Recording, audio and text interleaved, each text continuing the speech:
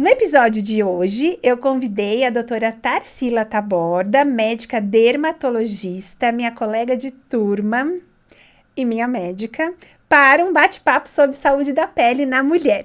A Tarsila é dermatologista formada pela Faculdade de Medicina de Ribeirão Preto da Universidade de São Paulo, com residência na mesma instituição. Ela é especialista pela Sociedade Brasileira de Dermatologia, Sociedade Brasileira de Cirurgia Dermatológica e Sociedade Americana de Dermatologia. E ela é proprietária da Clínica Dermatológica Tarsila Taborda. Muito obrigada, Tarsila, por ter aceitado o meu convite. É uma honra ter você aqui com a gente. Então, tá no ar mais um episódio do podcast. Obrigada pelo convite, eu que me sinto honrada de estar aqui.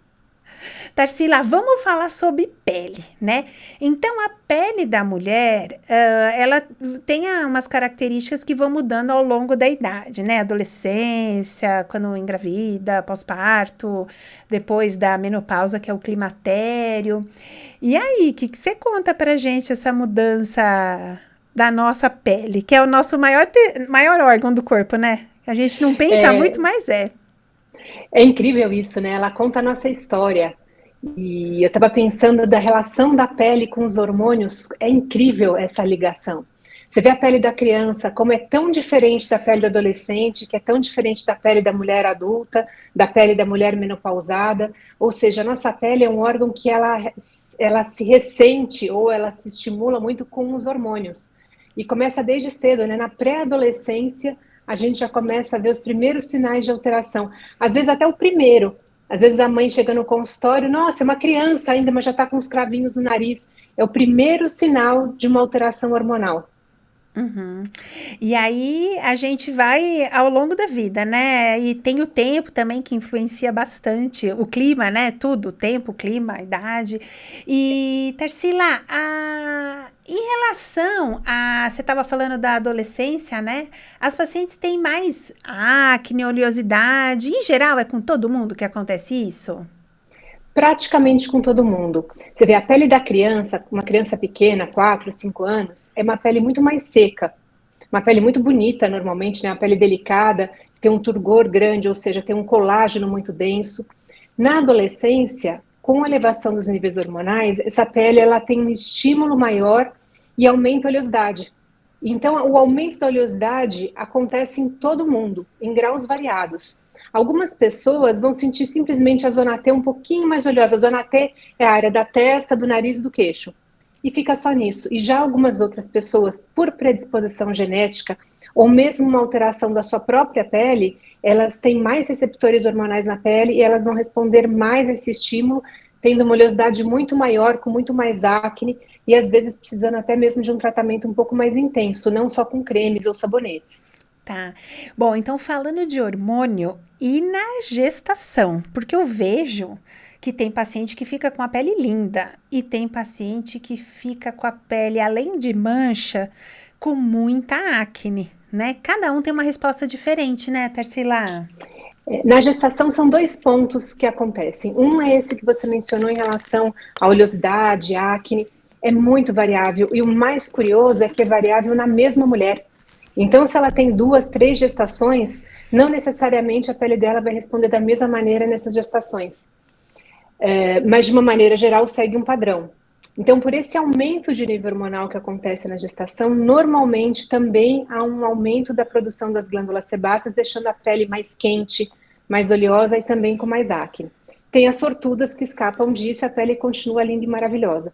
Uma curiosidade que não é de pele, mas de cabelo, o cabelo na gestação, ele entra num ciclo de crescimento, ele fica maravilhoso, É verdade. volumoso, brilhante, lindo mesmo. Em compensação, depois de 3, 4 meses do parto, faz parte do ciclo natural do cabelo. Ele vai entrar numa fase de repouso logo após o parto, e 3, 4 meses ele começa a cair. E como eu brinco, ele não cai, ele despenca, ele se atira. É desesperador. Por mais que a gente saiba que isso vai acontecer, na hora que acontece, dá um medo que parece que você vai ficar careca.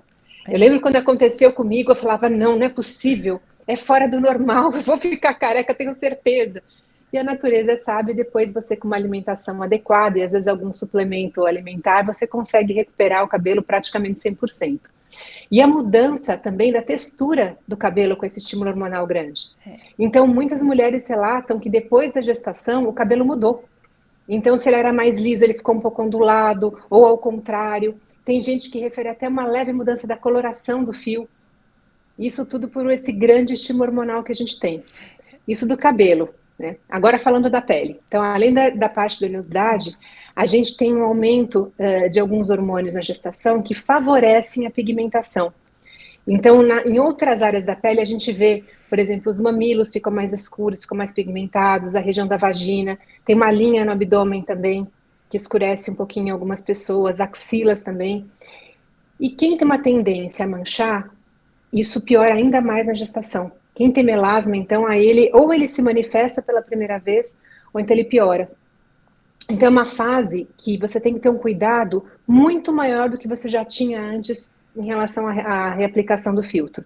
Normalmente, no dia a dia, a maioria das pessoas passa filtro de manhã e não reaplica. Uma outra pessoa que é um pouquinho mais disciplinada, reaplica na hora do almoço. Durante a gestação, por conta dessa predisposição, eu peço para realmente tentar se policiar e reaplicar a cada 3 horas. Tem alguns filtros hoje em dia com uma cosmética muito boa, até mesmo em pó, que você não precisa lavar o rosto para reaplicar, você passa por cima mesmo, é bem mais simples, e com isso você consegue aumentar essa proteção. Porque é como se você vivesse embaixo do sol. Ou seja, você olhou para o sol, você manchou. Então é um período da vida que a mulher tem que ter um cuidado muito grande. Eu até costumo brincar assim com as pacientes, eu falo, as gestantes, eu falo, olha, é o seguinte, até se a gente ficasse gestante dentro de um porão, quem tem melasma vai ter melasma, não é verdade? Exatamente isso. E ainda para piorar, vários dos tratamentos que a gente pode fazer fora da gestação, na gestação são proibidos. Então não se faz laser na gestação, não se faz nenhum medicamento, nem injetável, nem oral, e vários cremes mesmo são proibidos de serem usados nesse período. Então, basicamente, a gente trata com muito filtro solar, vitamina C, né? E como eu falo, se esconde do sol, agora não é fase, deixa para depois. É, Vai brincar com seu filho depois no sol, agora não. vai brincar depois e depois consegue fazer o laser, fazer os outros tratamentos, né? A gente Exatamente, aí corre né? atrás e corrige tudo. Tem uma luz do fim do túnel, né? E Tem. aí, Tarsila, bom, como tudo na gente, conforme a gente vai adquirindo maturidade, conforme a nossa data de nascimento vai ficando mais antiga, né? Para não falar em envelhecimento, né? Porque eu acho que a gente vai ficando cada vez mais maduro na vida. A gente tem aquela fase do climatério que os hormônios ficam com uma pulsatilidade bem errática, até evoluir para o nosso esgotamento mesmo do ovário. E aí a gente tem receptor hormonal em tudo, né? E além disso, a gente, mesmo aquela mulher que faz uma terapia hormonal do climatério, ela não vai ficar com o contorno do corpo e com a pele igual que ela tinha antes, né? São outros benefícios a terapia hormonal do climatério. E a gente tem alguma alteração de colágeno, né? Como que funciona isso? Porque é bem complexo. A gente, assim como a gente tem o envelhecimento das artérias do corpo, dos órgãos internos, mas é que a gente não fica vendo, ainda bem, né? Mas tem a pele, que a gente vê todo dia, né? Eu acho que choca exatamente por isso, né, Débora? Porque tá lá, tá escancarado no espelho. A gente não pode fingir que não tá vendo, porque é o que você falou, a gente finge que as nossas artérias não estão envelhecendo, a gente finge que os nossos ossos não estão envelhecendo, mas estão. A pele não tem como. Ela envelhece a cada dia e tá lá. Você olha no espelho e de repente passou um tempo e falei, gente, essa ruga não estava aqui. Né? Cadê aquele turgor que eu tinha já foi embora? E com o envelhecimento é exatamente isso que você falou.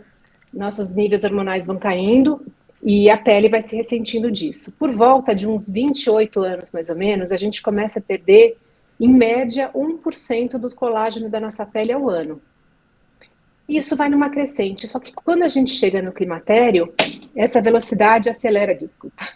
Essa velocidade, ela acelera muito. A gente passa a perder 1,5%, ou seja, 50% a mais.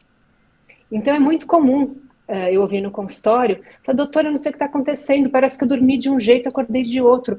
A pessoa sente essa mudança da velocidade. Mesmo quando você faz uma terapia de reposição hormonal. Quando não se pode fazer por N razões, isso é mais perceptível ainda. Mesmo a gente fazendo alguns tratamentos, né, para tentar retardar essas mudanças, você percebe essa alteração, porque você vai tratar, por exemplo, o rosto, o colo, o pescoço, mas você não consegue tratar 100% da pele do seu corpo. Então, você trata uma área, você percebe no braço, você percebe na coxa, percebe no joelho, não tem como você fugir disso. Você consegue minimizar muito, muito mesmo. Hoje em dia, com as tecnologias novas que tem, com as técnicas novas de tratamento, você consegue adiar muito essa mudança drástica que acontece na nossa pele, mas mesmo assim, você percebe em algumas áreas que você acabou não tratando. Uhum. E, ô Tarsila, o laser, ele acaba estimulando esse colágeno, essa matriz de colágeno. É mais ou menos essa a função, né? Então, quando a gente chama de laser, a gente usa ele como se fosse um nome genérico. A gente chama laser uso de tecnologia na pele. Então, tem várias tecnologias. Então, por exemplo, tem laser que trata mais a parte de pigmentação. Tem laser que sim vai ajudar a estimular o colágeno. O ultrassom microfocado, por exemplo, vai trabalhar na flacidez muscular que a gente vai tendo com a idade e com a parte de estímulo de colágeno. Vários estimulam colágeno, como você falou. Que eles fazem? Alguns trabalham no fibroblasto, que é a célulazinha da gente, da pele, que produz o colágeno. Então, ele vai irritar esse fibroblasto para que ele fique mais ativo.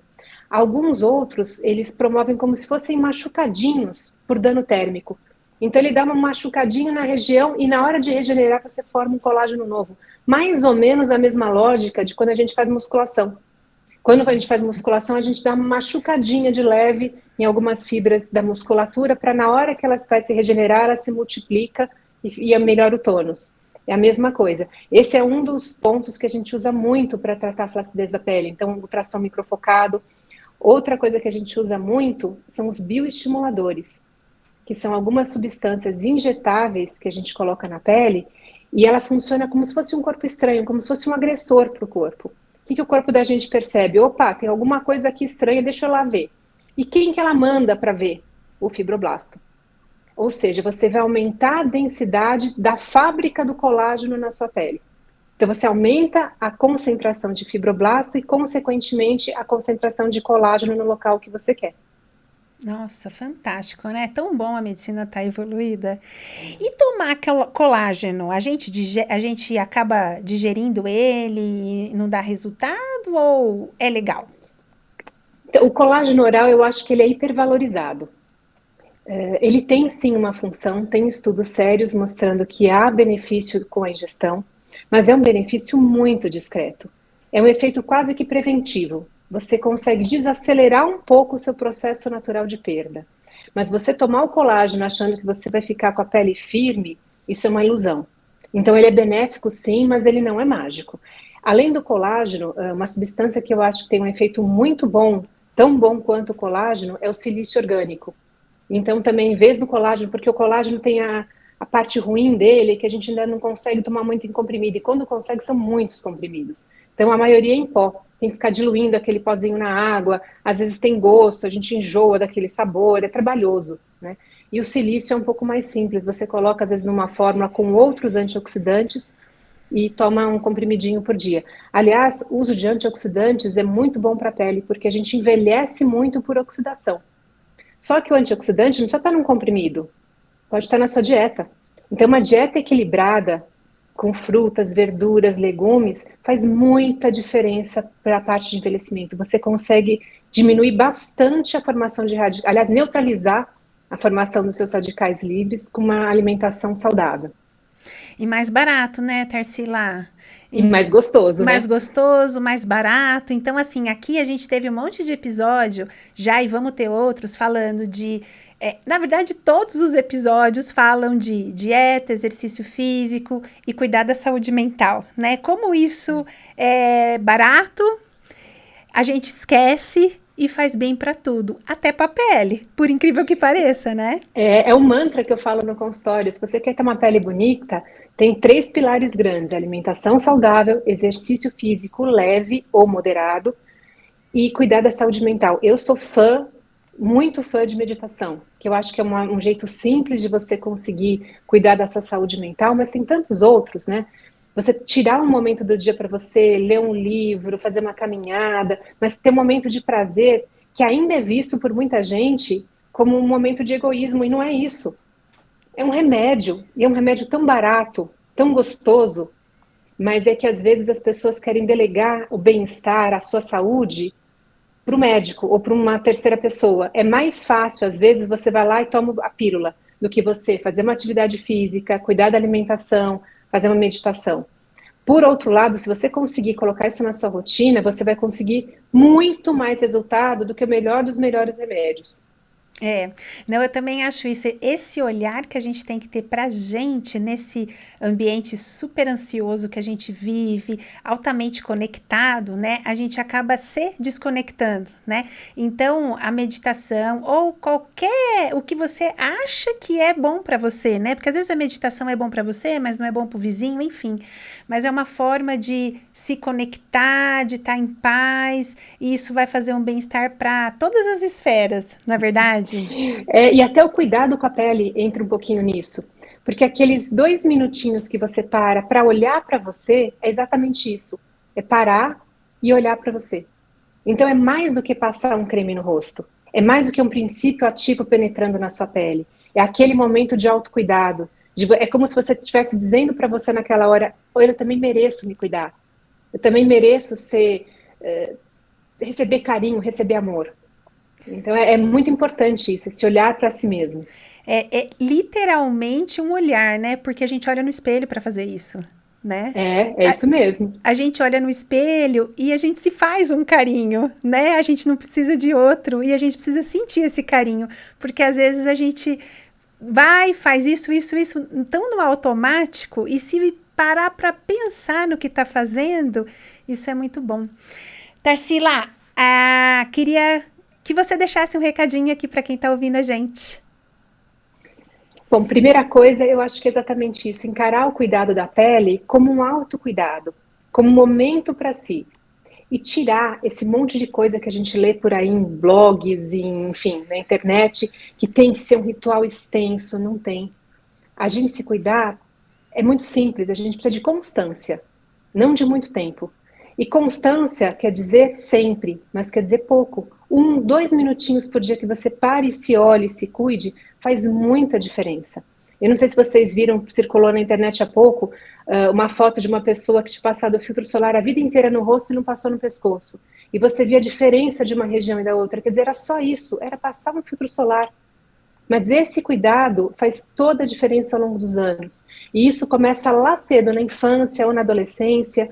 Então, as mulheres jovens que estão nos ouvindo, é hora de começar. E as mulheres mais velhas também, que tem muita vida ainda para frente, e a mudança pode começar hoje e vai se refletir lá na frente.